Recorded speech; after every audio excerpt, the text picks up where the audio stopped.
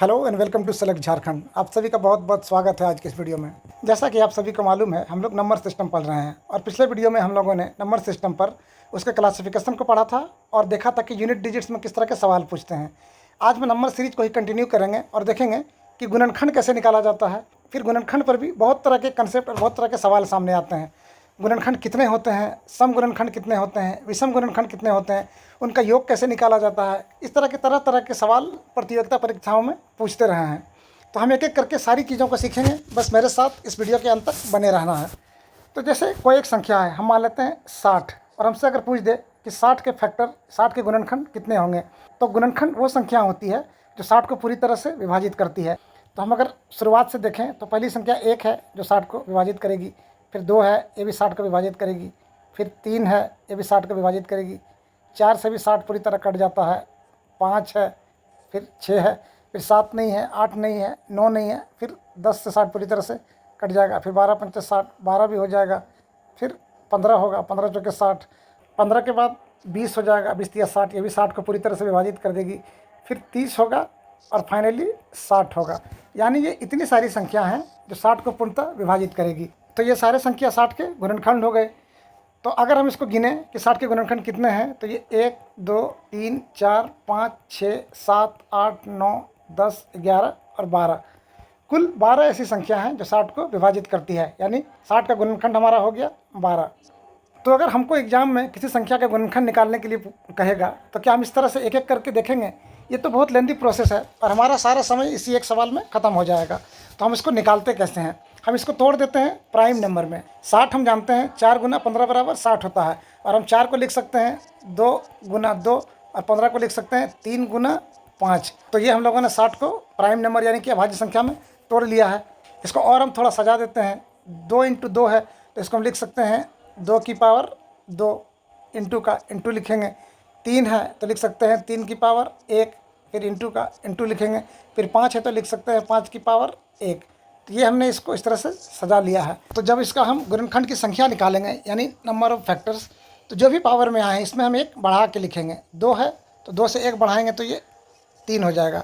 गुना है तो गुना लिखेंगे। ये पावर 1 है, 1 बढ़ा के 2 लिखेंगे। गुना है फिर गुना लिखेंगे। फिर यहाँ भी पावर 1 है तो 1 बढ़ा के 2 लिखेंगे, और फिर फाइनली इसको हम गुना कर देंगे तो 3 दूनी 6 दूनी 12। तो हमारा नंबर ऑफ फैक्टर निकल गया 12। यहाँ भी हम लोगों ने निकाला था नंबर ऑफ फैक्टर 12। तो इस तरह से हम किसी भी संख्या का फैक्टर बहुत आसानी से निकाल सकते हैं। एक दूसरा एग्जांपल देख लेते हैं तो हमारा जो कंसेप्ट है वो क्रिस्टल क्लियर हो जाएगा और जो भी कन्फ्यूजन है वो दूर हो जाएगा। हम एक संख्या ले लेते हैं 72। हमको 72 का निकालना है नंबर ऑफ फैक्टर। तो 72 को हम कैसे तोड़ेंगे? 18 चौक 72 होता है, तो 4 को लिख सकते हैं 2 गुना 2, तो 4 हो गया। 18 को लिख सकते हैं 3 छक 18 होता है, यानी 3 गुना 6, और 6 को फिर हम लिख सकते हैं 3 गुना 2। तो इसको 6 को हम यहाँ से हटा देंगे और 6 की जगह हम लिख देंगे 2 गुना 3 या फिर 3 गुना 2। फिर इसको हम थोड़ा स्टाइलिश रूप से सजा लेते हैं। 2 3 बार है तो लिखेंगे 2 की पावर 3, गुना का गुना रहेगा। 3 2 बार है तो लिखेंगे 3 की पावर 2। हमने इसको सजा लिया है। अब नंबर ऑफ फैक्टर निकालने के लिए क्या करते हैं, यहाँ पे जितना है उससे बढ़ा के लिखते हैं। 3 है तो उसमें 1 जोड़ेंगे तो ये हो जाएगा 4। गुना है गुना लिखेंगे। 3 की पावर 2 है, 2 से 1 बढ़ाएंगे तो हो जाएगा 3, और इनको जब गुना करेंगे तो 4 तिया 12, यानी 72 का नंबर ऑफ फैक्टर गुणनखंड की संख्या ये हमारा निकल जाएगा 12। कोई एक बड़ी संख्या देख लेते हैं। हम जैसे मान लेते हैं 360, तो हम इसको तोड़ देंगे प्राइम नंबर में। तो 360 को हम लिख सकते हैं 12 तिया 36, यानी ये हो जाएगा 12 गुना 30, और 12 को फिर हम लिख सकते हैं 3 गुना 4।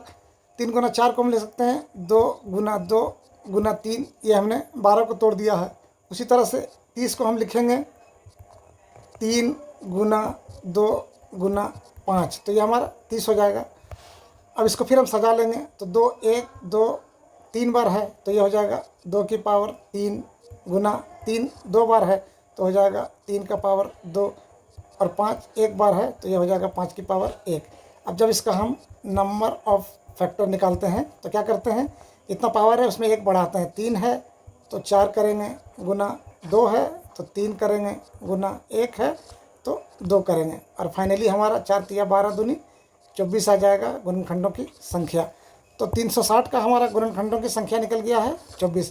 तो इस तरह से हम बहुत आसानी से बड़ी से बड़ी संख्या का गुणनखंड निकाल सकते हैं। अब जबकि हम लोगों ने नंबर ऑफ़ फैक्टर्स निकालना सीख लिया है, तो इसी में आगे सीखते हैं कि नंबर ऑफ़ इवन फैक्टर्स कैसे निकाला जाता है, नंबर ऑफ़ ऑड फैक्टर्स कैसे निकाला जाता है। क्योंकि हमने जो फैक्टर्स निकाला है इसमें ऑड संख्या भी है, जैसे 1 है, 3 है, 5 है, ये सारे क्या हैं, विषम संख्या हैं, ऑड नंबर्स हैं। और फिर ये 60 है, 30 है, 20 है, 12 है, 10 है, ये सारे क्या हैं, ये हमारे इवन नंबर्स हैं।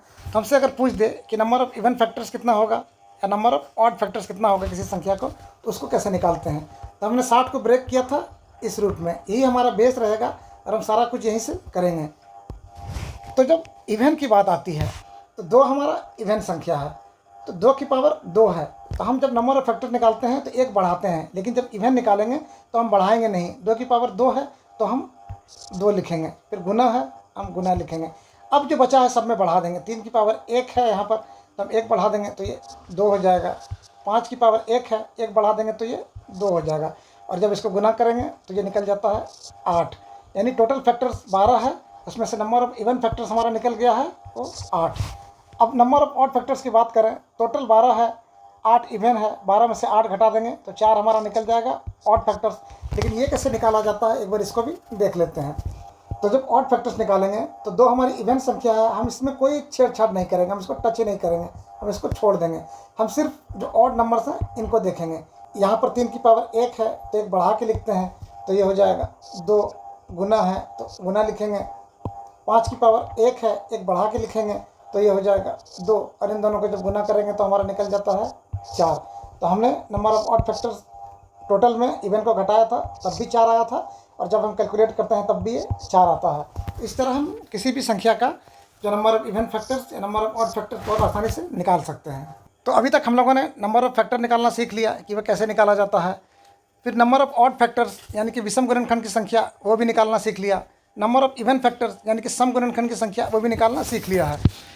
अब हमसे सवाल में पूछता है कि ये जो गुणनखंड निकला है इन सभी का योग कितना होता है। तो क्या हम सबको जोड़ेंगे 60, 30, 90, 20, 110, 15, 125, तो ये बहुत कैलकुलेटिव होगा और आपका बहुत समय बर्बाद करेगा। तो इसको निकालने का टेक्निक सीखते हैं कि ये कैसे निकाला जाता है।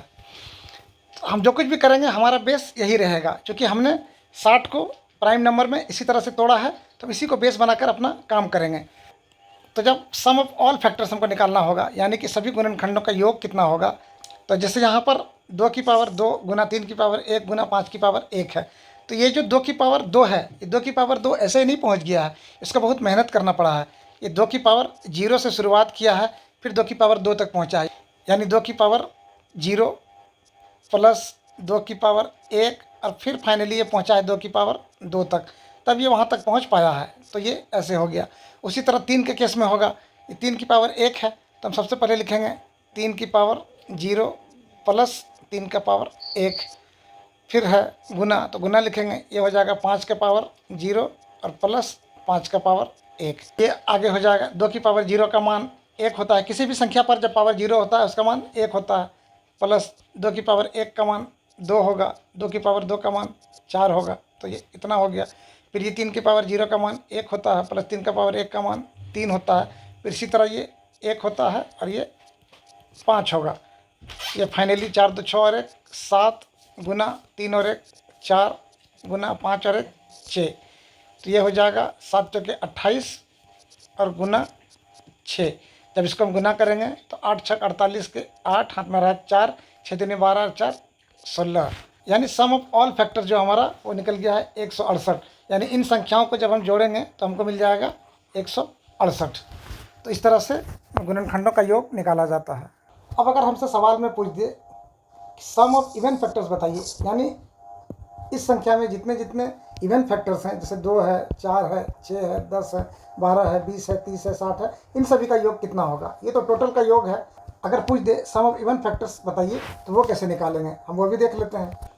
तो हम लोग जब नंबर ऑफ़ इवन फैक्टर निकालते थे तो क्या करते थे, इसमें जो इवन नंबर है उसकी पावर में कुछ भी नहीं बढ़ाते थे, इसको यथावत रहने देते थे।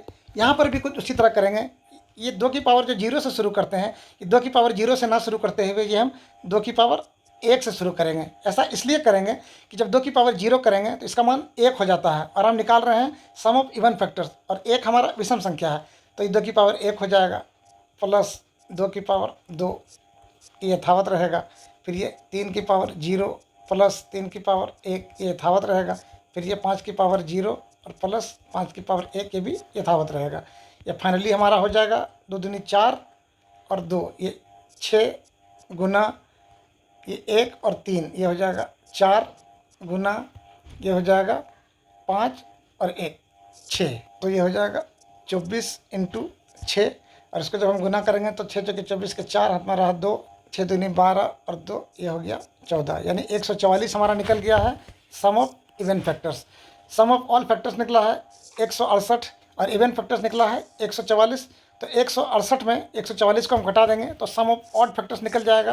तो इसका मान हो जाएगा 8 में 4 गया 4, 6 में 4 गया 2, 24 हमारा निकल जाएगा सम ऑफ ऑड फैक्टर्स। लेकिन एक बार हम यहाँ से निकाल के देख लेते हैं क्या सम ऑफ ऑड फैक्टर 24 निकलता है। तो हम लोग जब नंबर ऑफ फैक्टर्स निकालते थे तो हम सम वाली चीज़ को पूरी तरह से छोड़ देते थे। हम जो भी कारीगरी करते थे, जो भी कैलकुलेशन करते थे वो इससे करते थे। तो जब सम ऑफ ऑड फैक्टर्स निकालेंगे तो फिर यहीं से हम अपना सारा काम करेंगे।